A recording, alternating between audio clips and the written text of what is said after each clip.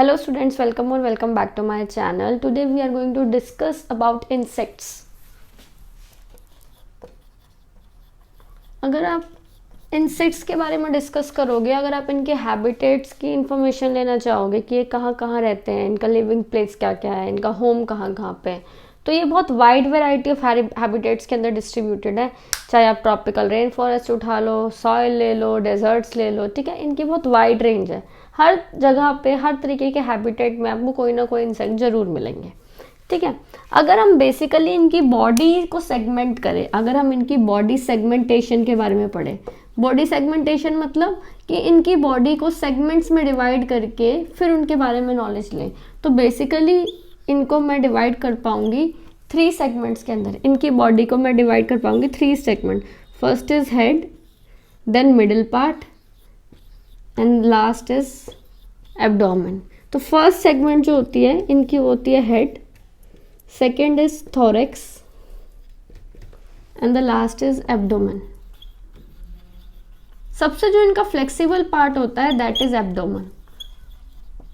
Abdomen is very flexible. जैसे अगर हम अपनी भी बात करें तो head part, then neck part and the lower part, lower below the stomach, that is our abdomen part, ठीक है. तो अगर आप किसी भी इंसेक्ट की बॉडी को स्टडी करते हो, जब आप उसकी एनाटमी, उसका स्ट्रक्चर वाइज आप देखोगे तो आप उसके स्ट्रक्चर को 3 पार्ट्स में डिवाइड करोगे, 3 सेगमेंट्स में डिवाइड करोगे. जिन 3 सेगमेंट्स का नाम है, फर्स्ट इज हेड जो सबसे एंटीरियर पार्ट होता है, ठीक है, सबसे आगे वाला पार्ट होता है. Then next is thorax and the last is abdomen. अगर थोड़ा और साइंटिफिक टर्म्स में जानना चाहोगे आप, तो हर एक सेगमेंट की अगर हम बात करें, मान लो आप सिर्फ हेड की बात कर रहे हैं तो हम इसे बोलेंगे टेग्मा. सिर्फ हम थोरेक्स की बात कर रहे हैं, it is also a singular segment, फिर भी हम इसको बोलेंगे टेग्मा.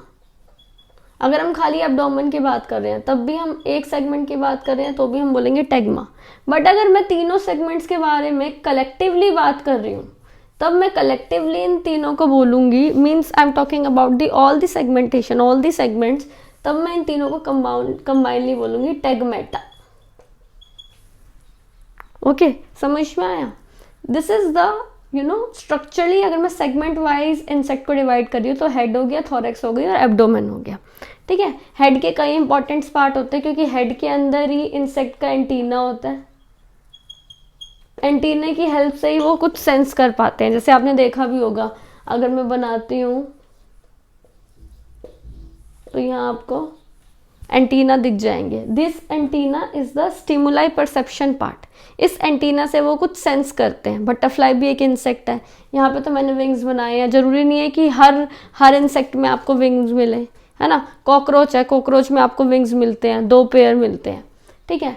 बटरफ्लाई है, बटरफ्लाई में आपको विंग्स मिलते हैं. क्यों? क्योंकि these insects they undergo metamorphosis. Metamorphosis means अगर आप इनकी बात करते हो young form to adult form, obvious ही बात है बेटा, जब भी एग ले हुआ है उसमें से पहले उसकी यंग फॉर्म निकलेगी और धीरे धीरे वो अडल्ट में कन्वर्ट होगी. तो जब आप इसकी यंग फॉर्म देखोगे बटरफ्लाई की, जब आप यंग फॉर्म देखोगे और जब आप उसकी अडल्ट फॉर्म देखोगे, आपको उसमें बहुत बड़ा डिफरेंस दिखेगा. कैसे? अगर मैं यहाँ पे लाइफ साइकिल आपको ड्रॉ करके दिखाऊं तो सबसे पहले बटरफ्लाई जो है वो एग्स ले करेगी, राइट. एग्स ले करने के बाद कैटरपिलर, कैटरपिलर के बाद प्यूपा, प्यूपा के बाद अडल्ट बटरफ्लाई,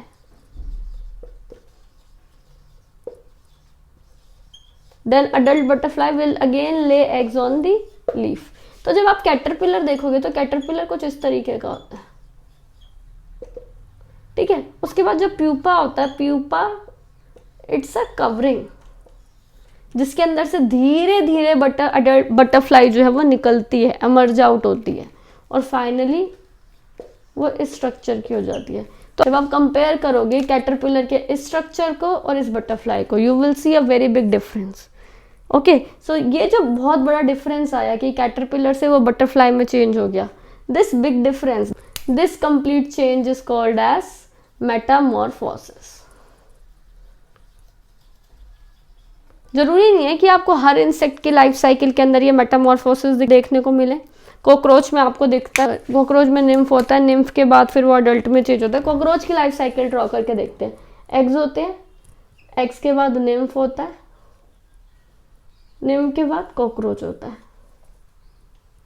तो हर इंसेक्ट की लाइफ साइकिल का अलग अलग फंड है। किसी में 3, अब बटरफ्लाई में आपको कितनी स्टेजेस मिली, 1 2 3 4 स्टेजेस। कॉकरोच में आपको 3 स्टेजेस मिली, eggs, nymph and adult cockroach. ठीक है, तो ये डिपेंड करता है। अगर अब आप डिस्कस करते हो इनके ब्रीदिंग ऑर्गन के बारे में, हम वो जर्नल डिस्कस कर रहे हैं इंसेक्ट्स के बारे में।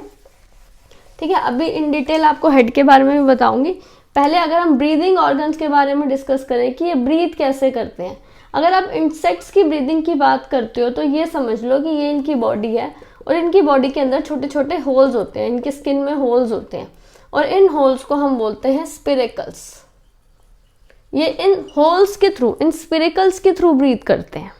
और ये जो सारे स्पिरेकल्स होते हैं, specifically if you are talking about cockroach और generally you are talking about the insects, so spiracles जो है ये हर एक होल एक दूसरे से कनेक्ट होता है with the help of some tubes।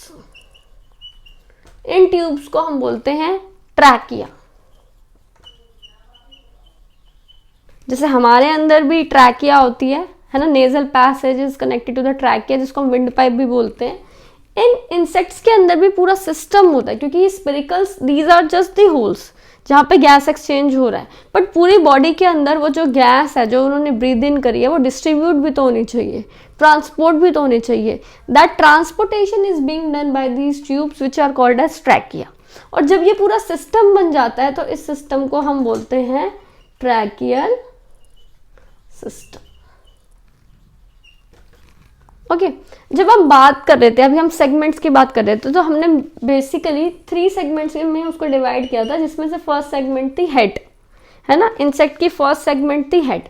Head के बहुत सारे फंक्शंस होते हैं। फर्स्ट ऑफ ऑल, हेड के अंदर ही जो पूरा हेड पार्ट होता है, that is been encapsulated in a capsule, जिसको आप बोलते हो क्रैनियम, है ना। वैसे भी ग्रेड 5 में भी साइंटिफिक नेम्स में आपने पढ़ा होगा कि जैसे हमारा जो ब्रेन है, इस ब्रेन को पूरा प्रोटेक्शन मिली हुई है किसके थ्रू, स्कल के थ्रू। स्कल का भी साइंटिफिक नेम क्रैनियम ही होता है।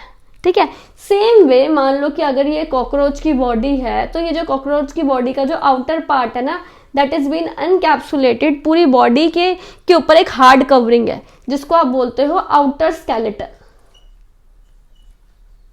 Outer skeleton is a general term, और डेप्थ में जाओगे तो इसको आप बोलते हो एक्सोस्केलेटन। ये एक्सोस्केलेटन क्या करता है, it is a very hard covering, जिसका काम है प्रोटेक्शन प्रोवाइड करना। किसको प्रोटेक्शन प्रोवाइड करना, जो इंटरनल सॉफ्ट ऑर्गन्स है, डेलिकेट ऑर्गन्स है। जैसे हमारी बॉडी का स्केलेटन भी कहीं ना कहीं हमें सपोर्ट और हमें प्रोटेक्शन प्रोवाइड कर रहा है। अगर हम स्कल नहीं होता तो ब्रेन को प्रोटेक्ट कौन करता, बैकबोन नहीं होती तो स्पाइनल कॉर्ड को प्रोटेक्ट कौन करता। सेम वे जो इंसेक्ट का हेड होता है, दैट इज बीन एनकैप्सुलेटेड, वो एक कैप्सूल के अंदर होता है, जिसको हम बोलते हैं cranium, and cranium performs the functions of protection. ठीक है, हेड के अंदर ही सब डिविजन्स होती हैं। हेड के अंदर ही माउथ पार्ट होता है।